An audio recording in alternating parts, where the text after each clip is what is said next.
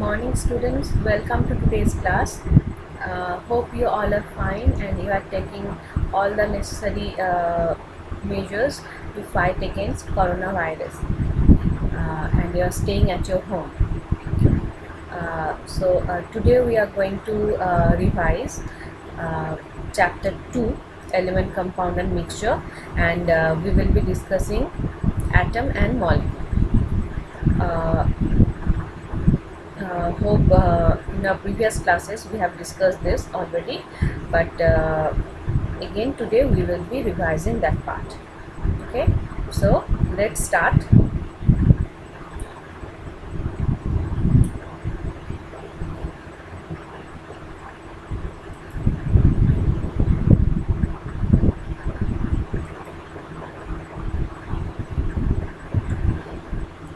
So today we will be discussing concept of atom and concept of molecule. So what is atom? Atom can be defined as the smallest indivisible unit of an element which exhibits all the properties of that element and may or may not have independent existence. Atoms can be defined as the smallest indivisible unit. That means atom cannot be divided. Okay, though afterwards we will be seeing that atoms again can be divided into three generally particles. We will be saying that is electron, proton and neutron, but now we will be we will go with the fact that atoms are indivisible. That means this is the smallest particle. So of an element, atom is the smallest indivisible unit of an element which exhibit all the properties of that element. That means in an atom of gold or silver or copper or iron, all the properties of that particular element, particular metal, that will be there.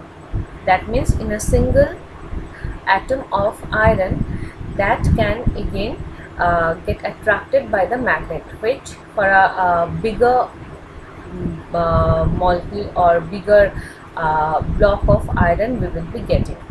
Okay, that means the atom exhibit all the properties of that particular element and it may or may not have independent existence. That means for noble metals, they have independent existence. The noble not noble metal, the noble gases, okay, or inert gases, helium, neon, argon, proton, for them we will be getting the independent existence of atom, but generally atom don't have independent existence. They cannot exist independently. Okay, they have to form molecule. So with maybe with same atom, like for hydrogen, two hydrogen atom will combine together to form a hydrogen molecule, or maybe two or more other elements will be two and more other atoms will combine together to form a molecule of a compound. Okay, that means they cannot exist independently generally, okay, except the noble gas atom. See, this is the atom of copper. These are the atoms of carbon. It is made up of carbon atoms only. Only one kind of particle we will be getting if we break a particular element, we will be saying. Okay, this is helium. Here we will be getting helium. It is also made up of helium atoms only. Okay, see, in each cases you will be getting a same kind of particles. Next, molecule. Molecule can be defined as the smallest unit of an element or a compound which exhibit all the properties of that element or that compound and has independent existence. Okay, for a molecule we will be getting independent existence. That means molecule can exist independently. These are divisible into atoms. That means if we try to break a molecule, we will be getting two or more uh, atoms. Okay, we will be getting two or more atoms. They may be of same element, may be of different elements. So here we can see molecule of element and molecule of compound. See, this is one hydrogen atom, this is another hydrogen atom.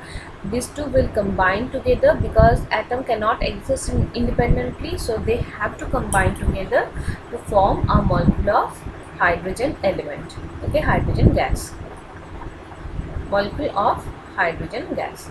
Now here in the same manner, for oxygen also we will be getting the same. Two oxygen atom will combine together with a chemical bond and we will be getting a molecule of oxygen. For chlorine also the same thing we can notice. Okay, so two chlorine atoms will combine together to form a molecule of chlorine. So these are, here we will be getting same kind of particles in each case. So these are the elements of these are the molecules of elements. Okay, whereas if two or more different atoms, different elements atom combine together, they will be forming a molecule of compound. Okay, for water we will be seeing that two hydrogen atom and one oxygen atom will combine together with a chemical bond to form a molecule of water. So here for hydrogen chloride, molecule of hydrogen chloride, one hydrogen and one chlorine will combine together to form a molecule of hydrogen chloride. So these are, here if we break this molecule, we will be getting two different atoms, one of hydrogen atom and another of chlorine atom. There are different type of molecules are there, molecule of element and molecule of compound, as we have seen. Now this molecule of element can be classified into these groups: monoatomic, diatomic, triatomic and polyatomic. Let's discuss this in detail. Monoatomic, mono, this term means one. Okay, mono means one. So molecule contains only one atom. The molecules which contain only one atom, these are called monoatomic. Okay, for this kind of molecules, atom and molecule are same because there are only one single particle. Okay, so for monoatomic elements, for monoatomic molecule, atom and molecule are same. See, example of this kind of molecules are noble gas atoms or noble gas molecule. We will be saying atoms of metals. Okay, atoms or molecules of metals we will be saying. Okay, for metals or for noble gases, okay, we will be getting a single atom. We will be getting a single atom which can exist independently. That means for noble gas or for metals, atom and molecule are same. Okay, they can exist independently. Next, diatomic. This di means two. Okay, this term di means two. So diatomic means there will be two atoms in a single molecule. Example of this kind of molecules, we will be saying that hydrogen, oxygen. Okay, hydrogen, nitrogen, oxygen, chlorine, so many examples are there. You can see here two atoms, this is one, this is another. So two atoms combined together with a chemical bond. See this this in between the two atoms which is there, that is called a chemical bond. This is nitrogen, nitrogen is a gas. So in between two nitrogen atoms we are getting a bond. Here you can see three bonds. So there are three bonds in between two nitrogen atoms. For oxygen we can see two bonds, two chemical bonds are there. So this is called double bond. Okay, so two oxygen atoms combined together to chemical bond, with chemical bond we will be saying, to form a oxygen molecule. For fluorine we are getting two atoms are combining together to form a fluorine molecule. in this manner, for chlorine, bromine, iodine, we will be getting the same. Okay, see the number of molecule, the number of atoms, sorry, present in a single molecule. This number is called atomicity. Okay, that means atomicity of hydrogen is 2, as in a single molecule of hydrogen there are 2 hydrogen atoms. Okay, so the atomicity of hydrogen is 2. For oxygen also this will be 2. For nitrogen also this is 2. Okay, because in a single molecule of that element there are only 2 atoms. Next, triatomic molecule contain only 3 atoms. Tri means 3. So example of this kind of atom, example of this kind of molecule is ozone. Okay, see, in a ozone molecule there are 3 oxygen atoms. See, you can see this 3 oxygen atom combined together with 2 chemical bond. This is one bond in between 2 oxygen atom, and this is another bond in between 2 oxygen atom to form this molecule. Okay, so in a ozone molecule there are 3 oxygen atoms. So atomicity of ozone is 3. Polyatomic, where the molecule contain more than 3 atoms. Phosphorus, sulfur, these are the examples. Here you can see these are the sulfur atoms.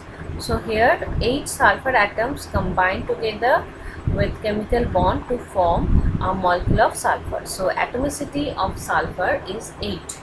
Okay, that's why we will be representing sulfur, a sulfur molecule as S8.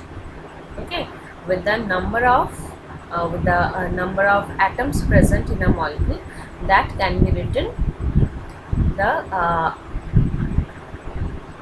along with the its symbol. Okay, so in this manner we will be representing a molecule of sulfur. See, molecules of compound: water, 2 hydrogen and 1 oxygen atom combined together with chemical bond to form a molecule of water. For ammonia, in the ammonia molecule there are 3 hydrogen atom and 1 nitrogen atom. So ammonia molecule we will be representing as NH3. Okay, so atomicity of ammonia molecule, or atomicity of ammonia molecule is 4, as 4 atoms are present in a single ammonia molecule. Though all the atoms are not of a same element, but the total number of atoms present is 4. So atomicity of ammonia is 4. Methane, see, 1 carbon atom is there and 4 hydrogen atoms. CH4, this is the chemical formula of methane. So in a methane molecule there are 5 atoms. Total 5 atoms are there, 4 hydrogen atom and 1 carbon atom. So atomicity of methane will be 5. In carbon dioxide molecule, we can see 2 oxygen atoms are combined together with a single carbon atom to form a molecule of carbon dioxide. Okay, see, CO2. This is the formula of carbon dioxide. So atomicity of carbon dioxide is 3, we can say. So this is all for today. Now we will be discussing the worksheet of our last class. So here you pause the video and bring a pen and paper.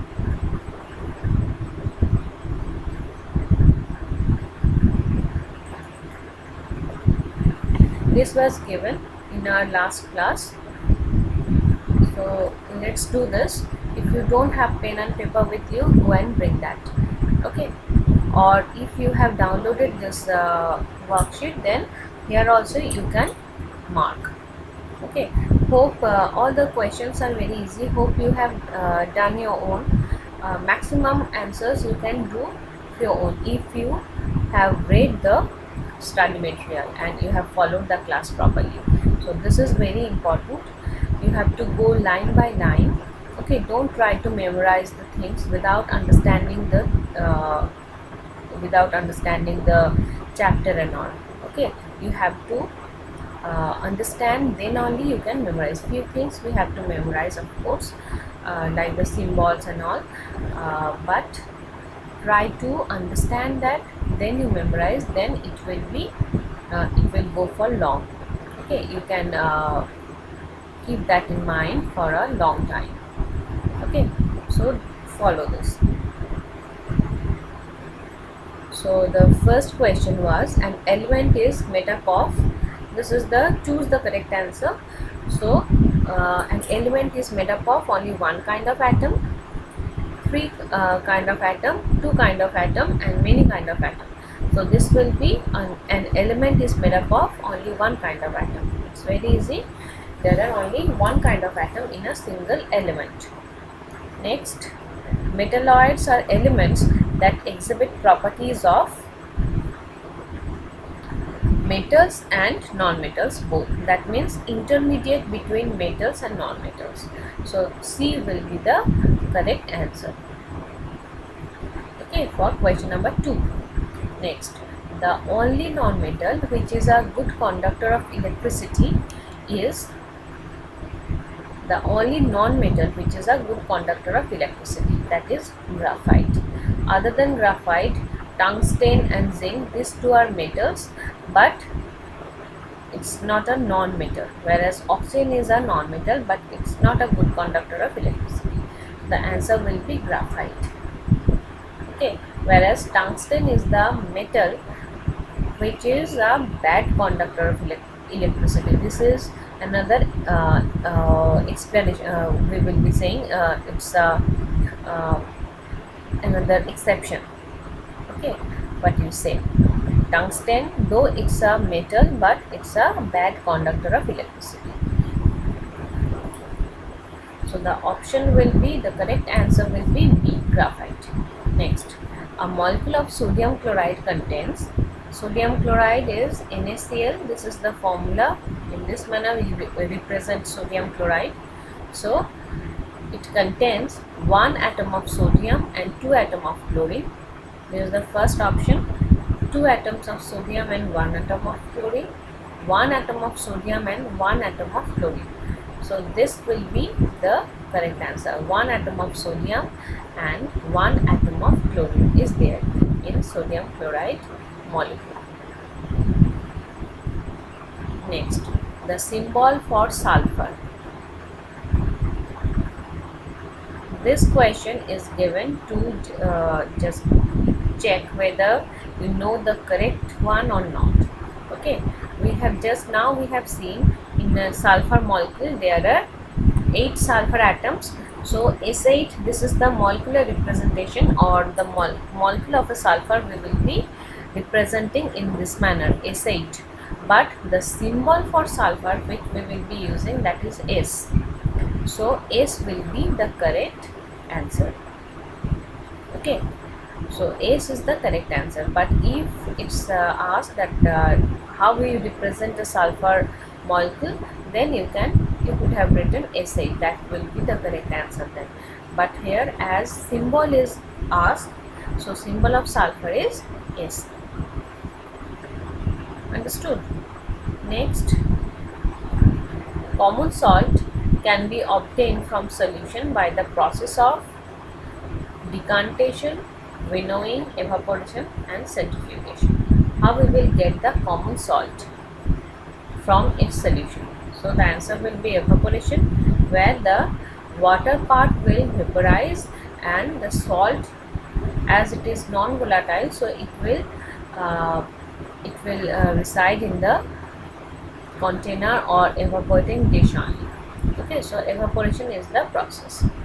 Next, the process of separating lighter particles of solid from heavier particles with the help of wind. So where we are taking the help of wind to separate the lighter particles from the heavier one, the process is called winnowing. Okay. Next, uh, which of the following which of the following methods of separation is used to separate cream from milk? How we can separate cream from milk?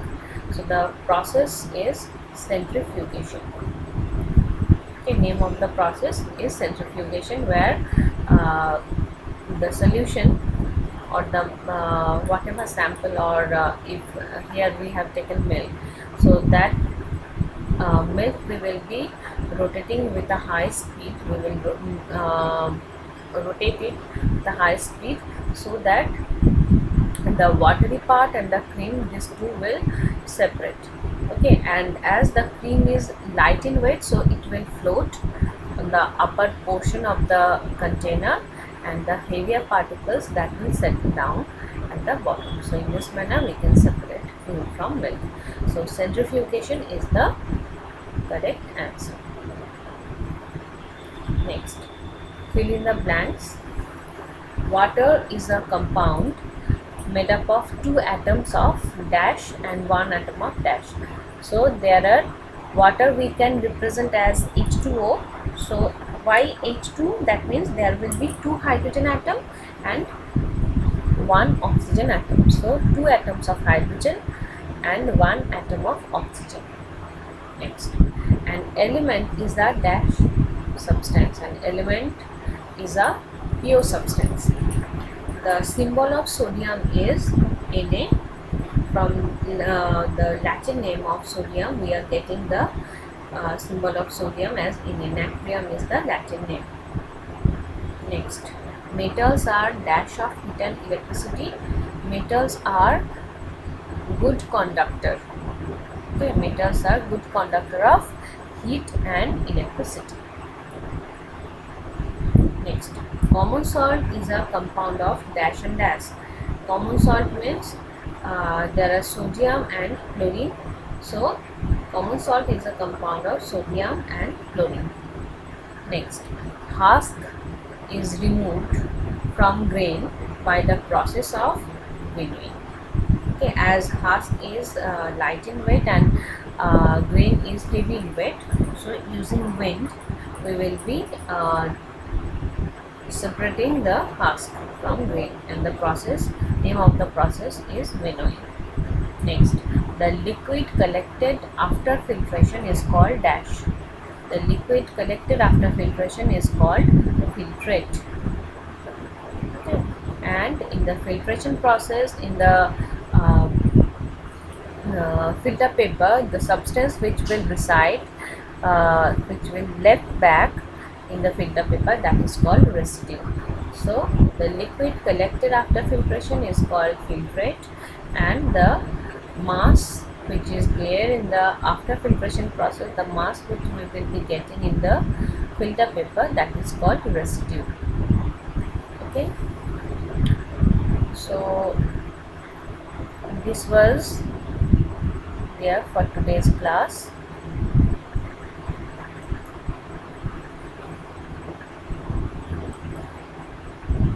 So student, that's all for today.